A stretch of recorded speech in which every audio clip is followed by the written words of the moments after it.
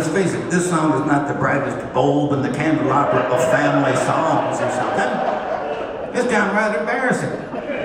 I mean, and for me, songs are like kids. I mean, you don't know if they're any good till you try them on other people. Everybody likes their own, you know what I'm saying? I should have tried this on somebody, but I was making a record at the time and I just waltzed in, put it down, walked out, that was the end of it. I didn't know the record was going to get popular and I'd get stuck singing this song for the rest of my life. And it's worse than that. It's worse than that. I got a big, beautiful bike sitting at home. It's been in the woodshed for, well, the woodshed blew down last year, but it was in the woodshed for, you know, a couple of years. And we're on the road like 9, 10 months a year. And we've been doing this for decades. This is not a complaint. It's just that when we get home, it's a couple of few days here or there, and we take off again. You know, sometimes a couple of weeks, maybe a few weeks, maybe during the holidays, something like that. Every time I got home the last 2 or 3 years, rain, snow, sleet, hail, fog, mist, tsunami, hurricane, tornado, volcano, earthquake, something going on. And I would just look at my bike. I say, next time, I'll get to you next time.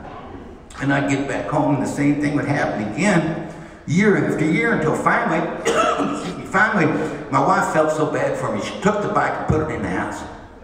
I mean, she moved it right there into the living room. She called me to tell me about it. I'm in a tour bus going down the road somewhere in Arizona. I'm reading the paper. In the paper that day, I'm not making this up, in the paper that day was a story, an article about another guy had his bike in the house, in the living room, same as me. He'd been working on the thing all winter long, polishing, tweaking, getting ready for the good weather. So this was taking place like here in the cold weather country, not like that California bike riding all year round, something like that. The guy'd been working on it for months, polishing, tweaking, and everything, getting ready. And finally, he couldn't wait any longer. So he started it up right there in the house. The clutch was engaged. The thing takes off, he jumps for it, something gets caught in the throttle, started dragging him around the living room faster and faster, until finally he starts going so fast, he goes through the sliding glass doors, out onto the porch, into the street, where it crashes into a bunch of stuff. He's lying on the pavement, screaming, crying. The wife calls the ambulance, paramedics come. They haul him off down to the hospital. They're gonna fix him up, patch him up, he's gonna be all right. But he's been gone for hours. She's sitting at home thinking, might as well clean up. So she gets the shop vac out there in the living room, getting up all the gas and oil soaked rags he had, whatever he was polishing, tweaking with for months, takes the whole thing, dumps it in the toilet in the bathroom, closes the door and forgets all about it. The guy comes back later that night, his arms in casts in front of him. He walks in thinking, this would be a good time to go into the bathroom and light up a smoke or something. You couldn't make this up. Somehow the guy gets a match lit. There's a huge explosion. The fume's been building up in the bathroom all day. Put this in your mind. The man is now flying through the air, his arms in front of him. His butt is on fire. He's going so fast he blows through the bathroom door, down the hallway, into the living room where he'd started earlier that morning. He's screaming, crying again. The wife calls the ambulance. Paramedics come. It's the same ones who was there earlier that day.